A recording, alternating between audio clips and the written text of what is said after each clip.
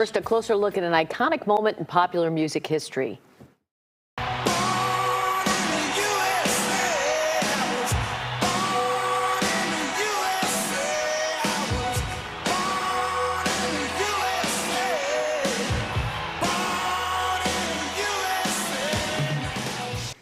It's one of the best-selling and most impactful albums of all time. Bruce Springsteen's Born in the USA is celebrating its 40th anniversary this year, and a new book takes a deep dive on Springsteen's career and how he influenced rock music. There Was Nothing You Could Do. Bruce Springsteen's Born in the USA and the End of the Heartland was written by veteran rock critic Steven Hyden. Steven, thanks for being with us. Good morning. Thanks for having me. So this is interesting that the title includes the end of the Heartland. I thought this kind of embraced the Heartland, and he was iconic to Middle America. Explain what you mean by that.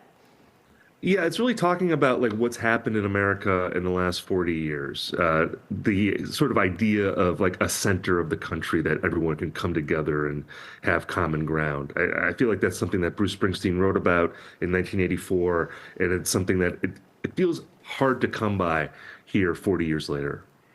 I remember seeing the music video Dancing in the Dark, and my reaction was, wait a minute, what is going on? Who is this guy? He looks nothing like Bruce Springsteen. What is this music?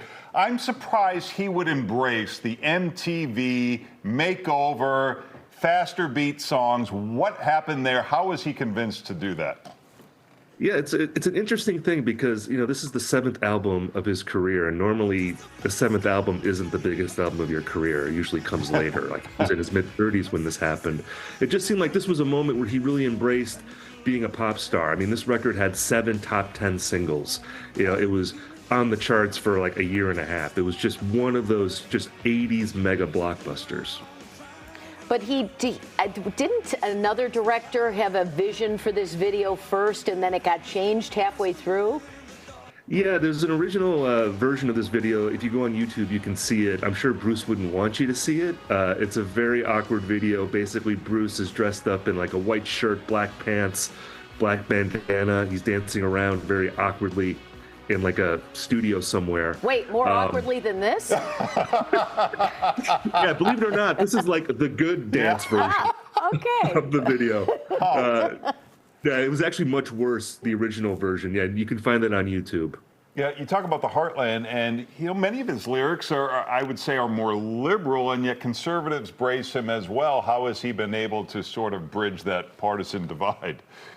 Well, you know, I think in the mid-'80s in particular, you know, there were a lot of people on the right who looked at Bruce Springsteen as this sort of all-American, hardworking, you know, performing in front of the American flag on stage. And certainly, like with the title song, there was a lot of misinterpretation of that song. People just listened to the music, which is very, you know, anthemic, and it gets your blood pumping. But if you actually look at the lyrics, it's a much more critical look at America. And what was it about this album cover that kind of tapped into? I remember it. You know, it's his jeans. You got the hat hanging out the back, and it kind of appealing to a lot of different types of people out there, isn't it? Yeah, it's a very iconic image, and I think Bruce, in general, just the way he looked at that time, you know, like with the you know, the cut-off sleeves and muscular and the red bandana and all that. You know, it's been 40 years, but I think for a lot of people, that's still the image that they have of Bruce Springsteen when, you know, you say the name and, you know, try to visualize this guy. It was such an iconic moment for him. It really has carried forward, you know, all these decades later. I was surprised when Van Halen incorporated synthesizers in the 80s, right? It seemed like, and I never thought Bruce Springsteen would do it, but it's not as synthy, I guess. Can you talk about how he incorporates it, if at all? Yeah, I mean, you're right. I mean, this was a moment where even, you know, rock bands were bringing synthesizers into their music, and artists that you wouldn't expect to be doing that. And it was something, I think, for a long time, people really thought it dated it to the 1980s.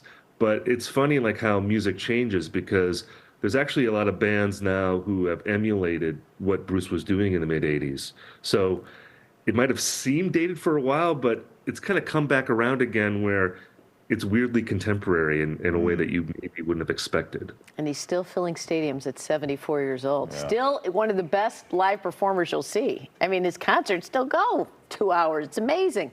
Anyway, the book is There Is Nothing You Can Do, Bruce Springsteen's Born in the USA and the End of the Heartland. You can see Stephen July 9th at the Hideout in Chicago. The details are there on the website. Thanks, Stephen. Thanks, Stephen. Thank you.